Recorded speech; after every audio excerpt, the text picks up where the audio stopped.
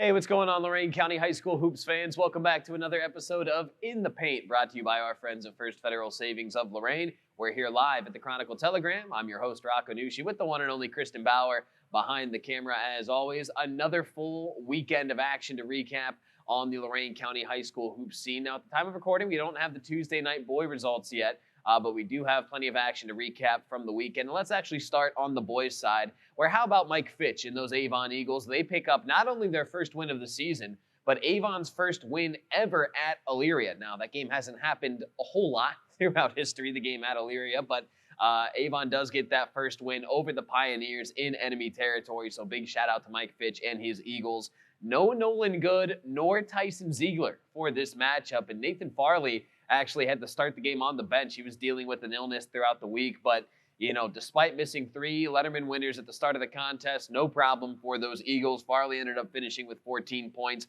Zane Austin led the way for the Eagles with 21 points. So a really nice early season win for Avon.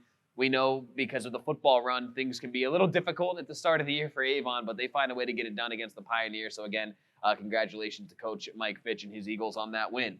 Over in Amherst, the Comets, they snagged a 65-43 win over Midview. So Amherst moves to 4-1 with that win. A really nice win for the Comets. On the Saturday wrap-up show, head coach Pat Bray called it their most complete game of the season, and for good reason, as Eli Solak, Landon Bray, and Tristan Young all finished with 11 points. Again, a real complete team effort for the Comets in that one. And the defense was really stifling as well. The Comets forcing 23 midi turnovers, so a nice win for Amherst there over Midview. North Ridgeville, they got the better of Olmsted Falls by a bucket, 56-54, the final score there. Owen Powell, he had 13 points. Jaden Parrish added 12, so, not the highest scoring affair for North Ridgeville. We know they can put up more points than that, certainly, but they had enough to get it done over Olmsted Falls. Over in the Lorain County League, Wellington, they're off to a really nice start this season, folks. Keep an eye on this Dukes team.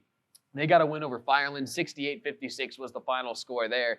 And if you just go back to one season ago, this was a 43-point rout as Firelands really took it to the Dukes last year. So a nice job by Wellington to rebound from that this year. Sean Whitehouse, a kid that we're going to continue to mention all season long, he had 29 points in the win over Fireland. So a really nice win for Wellington and head coach Anthony Schmook. Really happy that they're off to a nice start this season.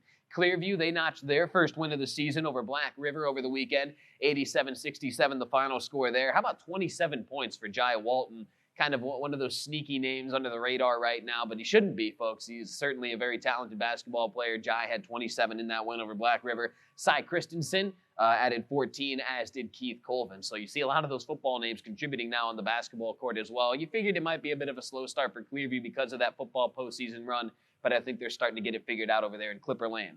Elsewhere, Elyria Catholic, they picked up a conference win over North Olmsted. 69-42 was the final score there. This is a young Panther team, folks. They're kind of, putting some things together. They had a key transfer in Xavier Castillo, a couple of young guys getting some run early on in the season. So it might take them a little while to really, get to their final form, so to speak. But a really nice win for the Panthers over North Olmsted. Castillo had 20 points in the win. And how about Purvey Smallwood? He added 15 for the Panthers as well. So there's kind of what's going on the boys' side. On the girls' side, we had some history made over the weekend, folks, as Black River's Riley Kubitz broke the Pirates' school record for scoring in a career. She passes Debbie Mans, who played for Black River from 1985 to 1988. She eclipsed 1,242 points. So Riley Kubitz, she's been filling up the box score her whole career. Really awesome to see her set that school scoring record over at Black River. She did so in a game that they won 39-37 in overtime over Jeromesville Hillsdale.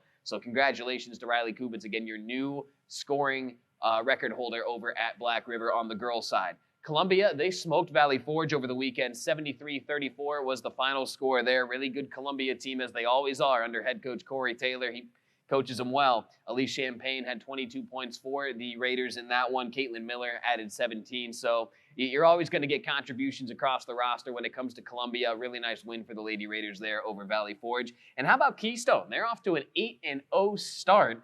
That's a lot of games, by the way, that they've played compared to some of our other schools, but 8 wins for the Cats already.